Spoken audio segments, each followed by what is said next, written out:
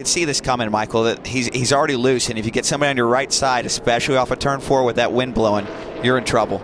And he got one bobble, saved it, another bobble, and the car's just really light for him right now, and he just lost it. You got to tip your cap to Suarez. He saw the issues that Cindric was having. He flared up, gave him plenty of room, but Austin just couldn't keep his car going straight. And Brad, he said on the radio, I don't really know what I could have done there. What advice would you give your quasi-teammate about what he could have done differently? Well, at this point, you know you're struggling.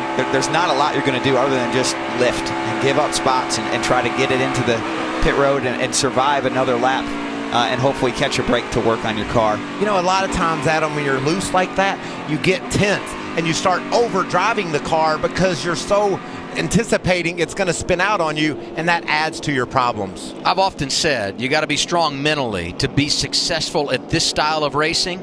I go back to last year when he was competing for you, involved in an early crash in the truck race. His only experience here, does that weigh on his mind at all? Oh, that's definitely weighs on your mind. And this type of racing, look, it's tough. It's really tough. You know, you want to trim your car out to be as fast as it can be. And sometimes when you do that, they make them hard to drive.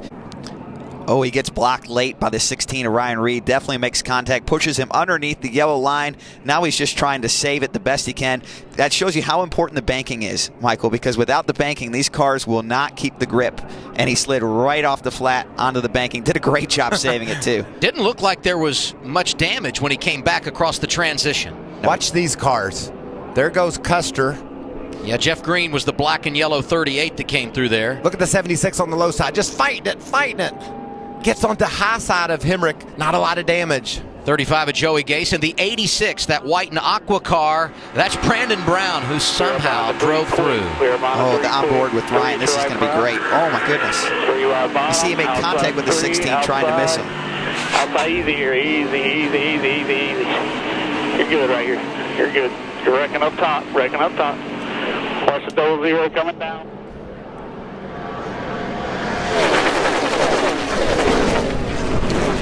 We learned the rule last weekend.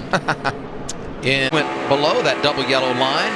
He's up in the top 15. On board with him here to take a look at what brought out our 6th caution of the day. Exit of turn 4. Truex was trying to get in the hole. Maybe it wasn't quite there. Right there, just trying to squeeze over.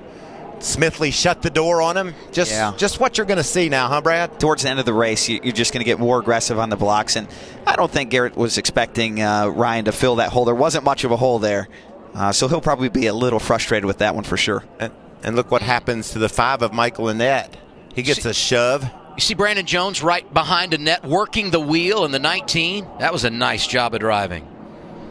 You see, as the grass was going underneath the 5 car, Michael Annett right here, watch as it catches on the splitter and just rips it right off. Amazing how these cars will react to this grass and infield section. Look at those camera shots. And right about here, it's going to rip off right in this grass. So close to being able to survive. And here, but to your point, we're now going to be down to 7-8 laps to go when we get the restart. I think Josh Williams, I saw, was a part, maybe. Yep, that's him in the bright orange car. Yeah, and he was getting pushed from behind. I think it maybe veered him over to the left a little bit. The 2 of Matt Tifft right behind him. Those cars got together, and Vinnie Miller wound up with the short end of the stick. Solid run for Miller. Competitive. You're just not expecting to be 4 wide, are you, this right after the restart? Brad, you talked about Joey and those guys in the back. People are just incredible racing. We wondered if Elliott and Chase Elliott could get there. They did, Adam. They were in the top 5, but watch what goes wrong. Oh, Joey, he was there. Looked like Elliott just got a little bit more of a bump than what he could hold on to. It's a tough spot coming off the corner and transitioning from the banking to the flat.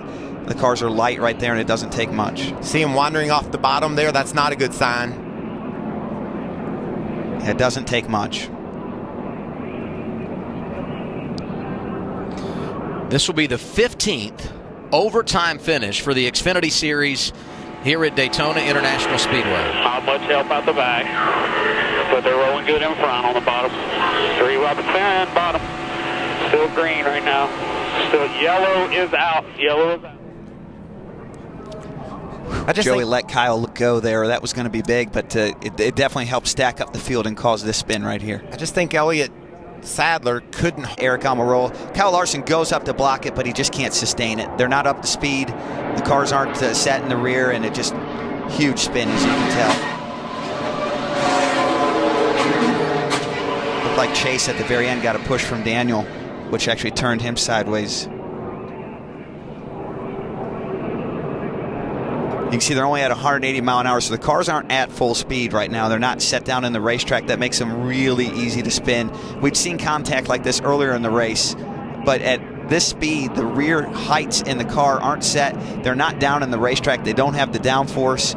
They're way more susceptible to spinning with that contact. Did you see some of those guys slipping through that wreck? There goes Alex Labbe from Canada. He made it through. And then just the job Spencer Gallagher did to squeeze outside through. 3 to right front. 4 looking outside. Spin down low. Spin both sides. Spin both sides. Stay middle. Stay middle. Stay middle. Stay middle. How eventful has the day been for Ryan Truex in that 11? This will tell the tale here. So it looks to me like from this view that Kyle Larson just didn't quite get high enough on Eric Almirola. He was trying to maybe protect the inside a little bit, and the push wasn't quite as square as he needed, again, with the car not at full speed. You can see Joey Logano into the outside wall. There's Joe Nemechek in the 15 Johnny Davis car. Wow, look, the track's blocked. Oh, something breaks on his car. Yeah, looks like a track bar probably, doesn't it? Yep. You can always tell when they crab walk like that. He hit pretty hard. NASCAR has to throw a yellow for this. Yeah. Something in the rear suspension let go. You can see all the oil on the racetrack where the radiator and the whole field would have had to drive back through this on the next lap. So this wouldn't have been fair. No way you can let